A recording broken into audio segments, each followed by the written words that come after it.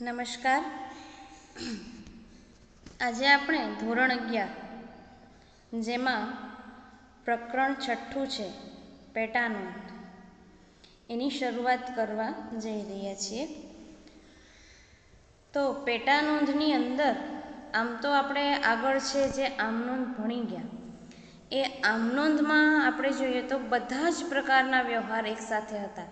આપણે છેલ્લે તો જે આમનોંધના દાખલા જોઈએ એમાં માલ, મિલકત, રોકડ, ઉધાર દરેક વ્યવહારો એકસાથે. તો એમાં બધા વ્યવહારો એકસાથે હોય તો અમુક વ્યવહારો છે એમાં થોડા વર્ષો પછી એ વ્યવહાર ગોતવાની જે મુશ્કેલી પડે એ ના પડે એના માટે એનો પેટાનોંધમાં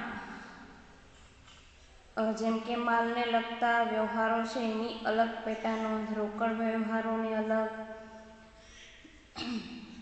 મિલકતો હોય તો ખાસ આમનોંધ, એ પ્રકારની પેટાનોંધ છે જેમાંથી આપણને એક જ પ્રકારના વ્યવહાર આપણને એકસાથે જોવા મળે છે. તો એમાં સૌથી પહેલાં આપણે જોઈએ તો રોજબરોજના જે આપણે આર્થિક વ્યવહારો નોંધીએ છીએ એને આપણે પ્રથમ નોંધ આમનોંધમાં કરીએ છીએ, બરાબર? એટલે કે જે ચોપડે નોંધાય છે એ આમનોંધમાં નોંધાય છે અને વ્યવહારોની સંખ્યા એમાં મોટા પ્રમાણમાં વધી જાય તો ફક્ત એક જ ચોપડો એટલે કે આમનોંધમાં એમનો સમાવેશ કરવો મુશ્કેલ બને છે. તો એમાં કઈ કઈ મર્યાદાઓ થાય? તો કે જ્યારે વ્યવહાર થાય ત્યારે દરેક વખતે ખાતાનું નામ લખવું પડે, ઉધાર અને જમા ખતવણી કરતી વખતે કરવું પડે. એટલે કે આમનોંધ ને ખતવણીનું કાર્ય છે એ વારંવાર કરવાનું અને એક જ કાર્યનું વારંવાર પુનરાવર્તન થાય છે. તો આમનોંધ છે એ ચોપડો ઘણો મોટો બની જાય, કારણ કે ઝાઝા બધા વ્યવહારો એક જ ચોપડામાં એનો સમાવેશ કરવામાં આવે અને એને સાચવવાની પણ મુશ્કેલી થાય. અને કેટલીક માહિતી છે એની તાત્કાલિક જરૂર પડતી હોય તો આમનોંધ દ્વારા એ માહિતી તરત મળતી નથી અને આંતરિક અંકુશની પદ્ધતિનો અસરકારક રીતે અમલ કરવો મુશ્કેલ બને છે. તો આ બધી જ મર્યાદાને દૂર કોણ કરે? પેટાનોંધ. પેટાનોંધમાં વ્યવહાર છે આમનોંધના એવી રીતે વહેંચવી દેવામાં આવે. જોકે હવે તો કોમ્પ્યુટર આવી ગયા છે એટલે કે જે આપણને મર્યાદાઓ ઉપરની નડતી હતી એ હવે નહિવત રહેવા પામી છે અને વ્યવહારોનું પ્રમાણ વધારે વારંવાર થાય છે તો આમનોંધનો અલગ ચોપડો રાખવામાં આવે છે. ને દાખલા તરીકે ઉધાર ખરીદી માટે, ઉધાર વેચાણ માટે, રોકડના વ્યવહારો, નિશ્ચિત વ્યવહારો નિશ્ચિત ચોપડામાં નોંધવામાં આવે છે. તો આમનોંધના આવા અલગ ચોપડાને પેટાનોંધ તરીકે ઓળખવામાં આવે છે. તો પેટાનોંધનો અર્થ શું?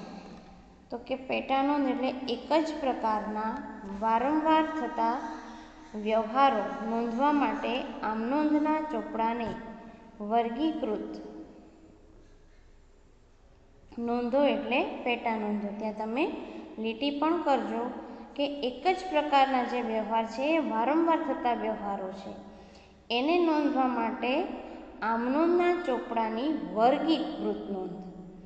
તો પેટાનોંધને દૈનિક ચોપડા તરીકે પણ ઓળખવામાં આવે છે, ત્યાં પણ લીટી કરજો. દરેક વર્ગીકૃત નોંધ એટલે પેટાનોંધ માટે અલગ ચોપડું રાખવામાં આવે છે. દાખલા તરીકે ઉધાર ખરીદીના વ્યવહારો નોંધવા માટે ખરીદ નોંધ અને ઉધાર વેચાણના વ્યવહારો નોંધવા માટે વેચાણ નોંધ. હવે પેટાનોંધના પ્રકાર આપેલા છે જેમાં પેટાનોંધનું નામ આપે છે. તો સૌથી પહેલો પ્રકાર છે રોકડ મેળ. આપણે આખું એનું પ્રકરણ પણ આવશે રોકડ મેળનું, ત્યારે આપણે વધારે વિસ્તારથી એને સમજશું. તો અત્યારે એને જોઈ લઈએ કે રોકડ મેળમાં શું શું આવે. તો કે રોકડ મેળમાં ફક્ત રોકડ વ્યવહાર હોય એ જ નોંધવામાં આવે છે. તો એમાં કયા કયા પ્રકારના રોકડ મેળ હોય? તો કે સૌથી પહેલો સાદો, જેમાં એક જ ખાનાવાળો, એક ખાનું કોનું? તો કે એ રોકડનું જ હોય. પછી તો કે બે ખાનાવાળો રોકડ મેળ, એટલે એમાં બીજું કયું ખાનું? તો કે રોકડ અને બેંક. ક છે એ ત્રણ ખાનાવાળો રોકડ મેળ, એટલે કે રોકડ, બેંક અને વટાવ. પછી જે 2 ખાનાવાળો છે એમાં રોકડ ને બેંકના વ્યવહારો નોંધાય, કાં રોકડ અને વટાવના નોંધાય અને કાં બેંક અને વટાવના નોંધાય. જ્યારે 3 ખાનાવાળો છે એમાં રોકડ, બેંક અને વટાવ એ બધા વ્યવહારો એમાં નોંધવામાં આવે છે. ત્યાર પછી બીજો પ્રકાર છે માલ અંગેની પેટા નોંધ. જે બીજો પ્રકાર છે એના વિશે જ આપણે આ પ્રકરણમાં અભ્યાસ કરવાનો છે, જેમ કે ખરીદ નોંધ, વેચાણ નોંધ, ખરીદ પરત અને વેચાણ પરત નોંધ. આ આખું પ્રકરણ આ ઉપર જ છે, ખરીદ, વેચાણ, ખરીદ પરત અને વેચાણ પરત. ખરીદ નોંધમાં શું, તો કે માત્ર ને માત્ર જે માલની ખરીદીના માલ, મિલકત નથી આમાં, જોજો ખાસ, માલની ઉધાર ખરીદી હોય એ જ નોંધવા માટે. જ્યારે વેચાણ નોંધ એ માલનું ઉધાર વેચાણ નોંધવા માટે. ખરીદ પરત ક્યારે, તો કે ઉધાર ખરીદેલ માલ હોય એને જ પરત કરવા. અને વેચાણ તો કે ઉધાર વેચેલ માલ છે એને પરત નોંધવા માટે. ત્યાર પછી છે હુંડી અંગેની પેટા નોંધ. તો હુંડીનું પ્રકરણ પણ આપણે આવશે, જેમાં લેણી હુંડી એટલે કે એ લખેલી હુંડી કહેવાય છે.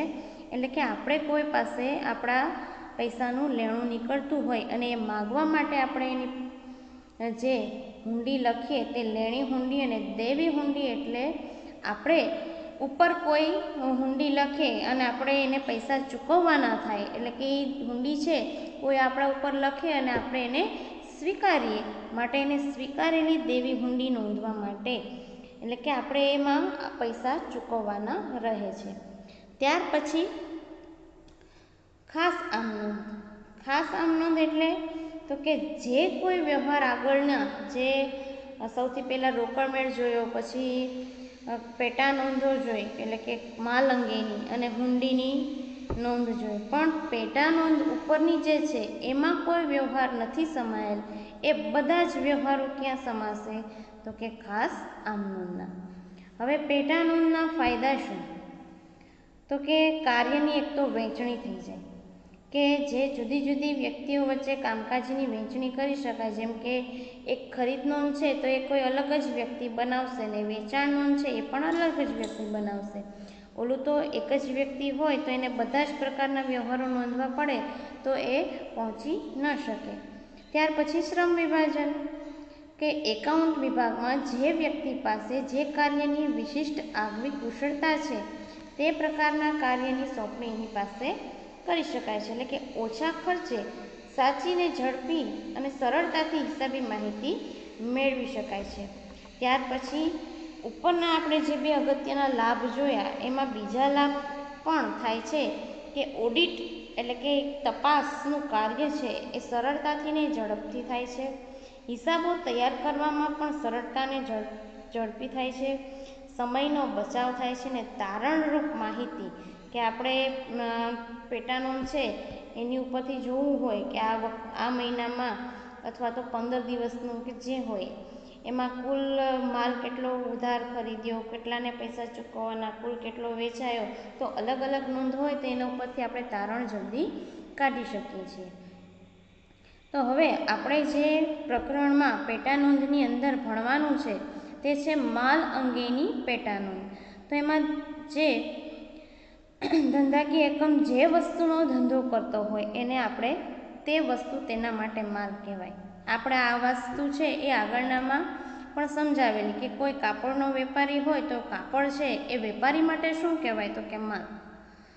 તો ધંધાકીય એકમના માલના ઉધાર ખરીદ, વેચાણ અને ઉધાર માલ પરતના વ્યવહારો જ જે પેટા નોંધમાં નોંધવામાં આવે છે તેને માલ અંગેની પેટા નોંધ કહે છે. એના 4 પ્રકાર છે.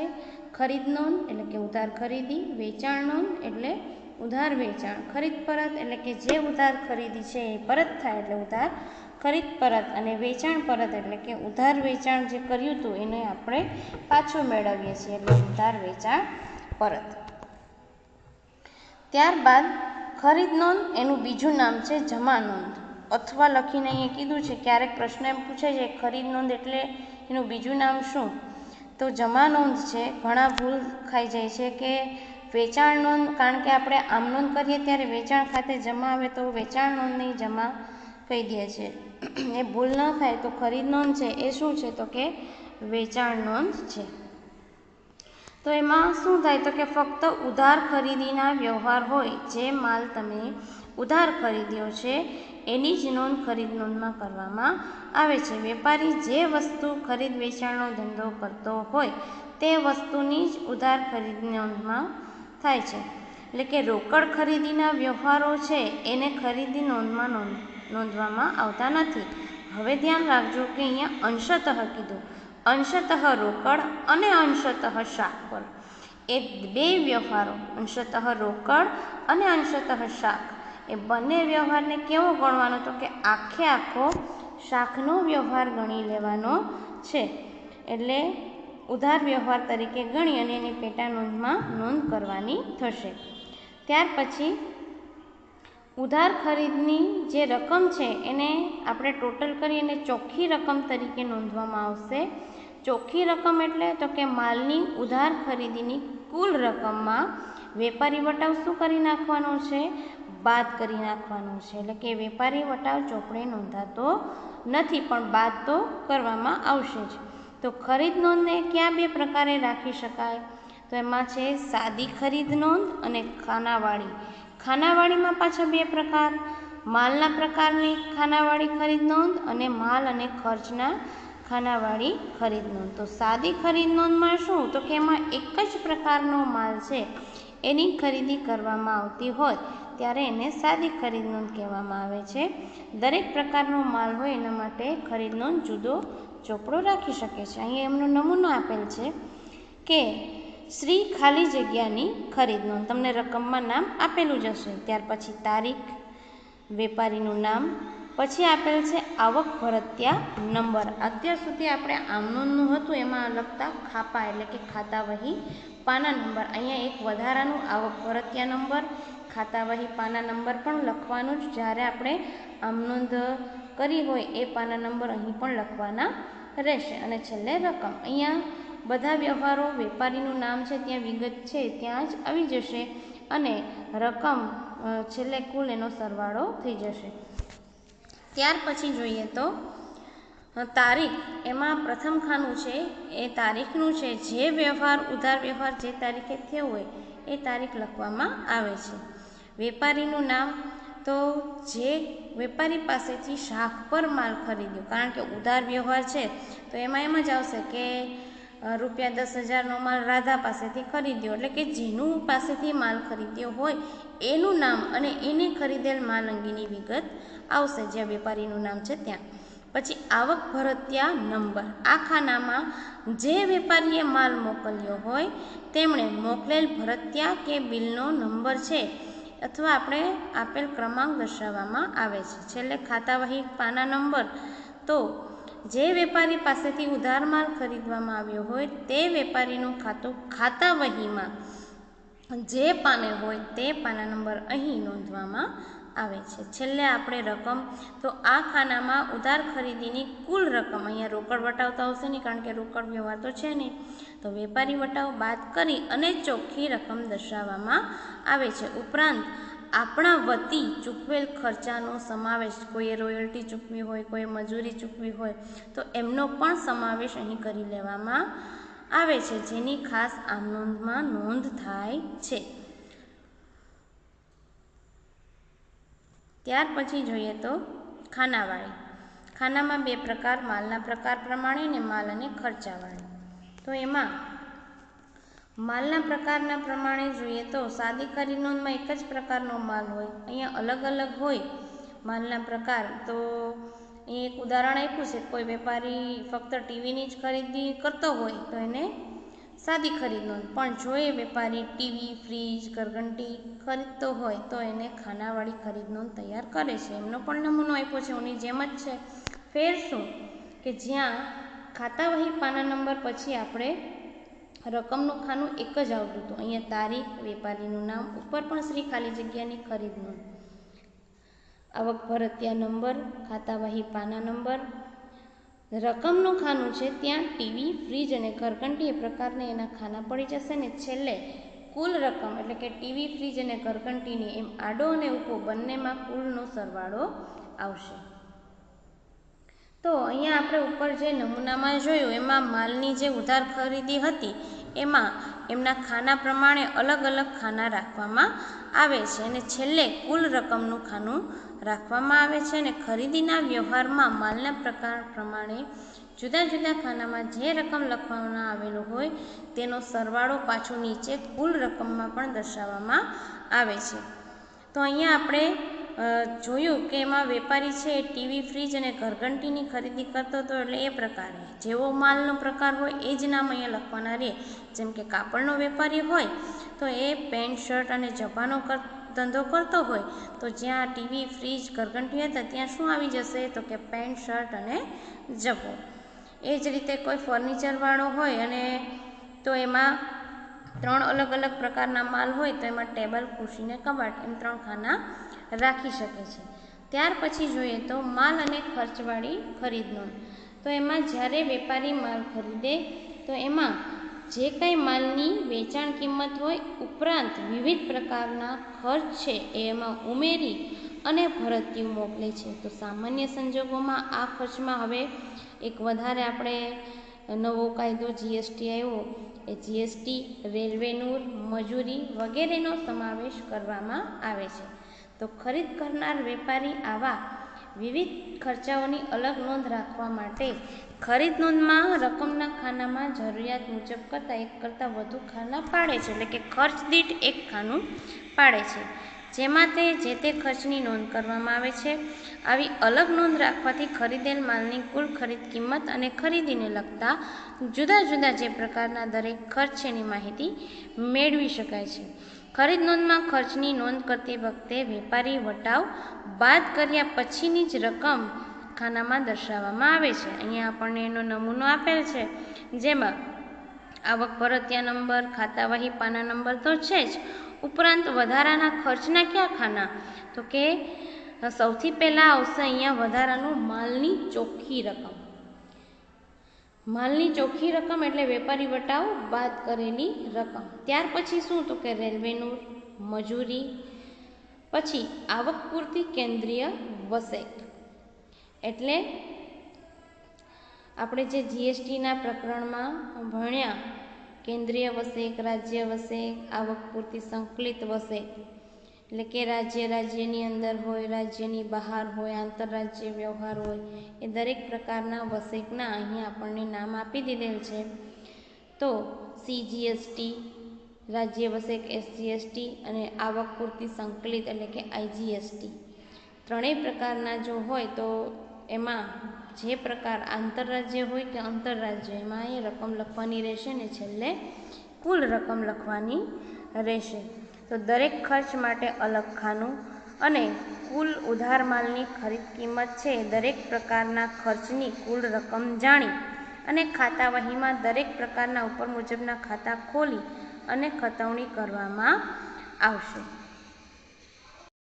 તો આમ આજે આપણે આ પેટા નોંધની અંદર જે ખરીદ નોંધના નમૂના જોયા આ જ રીતે વેચાણ નોંધ છે એમના પણ વેચાણથી માંડી અને એમના નમૂના વેચાણ પરતના પ્રકાર, માલના પ્રકાર પ્રમાણે અને માલના ખર્ચ પ્રમાણે જે પેટા નોંધ આવશે એના હવે ચર્ચા અને આમના ઉદાહરણ ખરીદ નોંધ ને વેચાણ નોંધના જે આપણે નેક્સ્ટ વિડીયોમાં કરશું.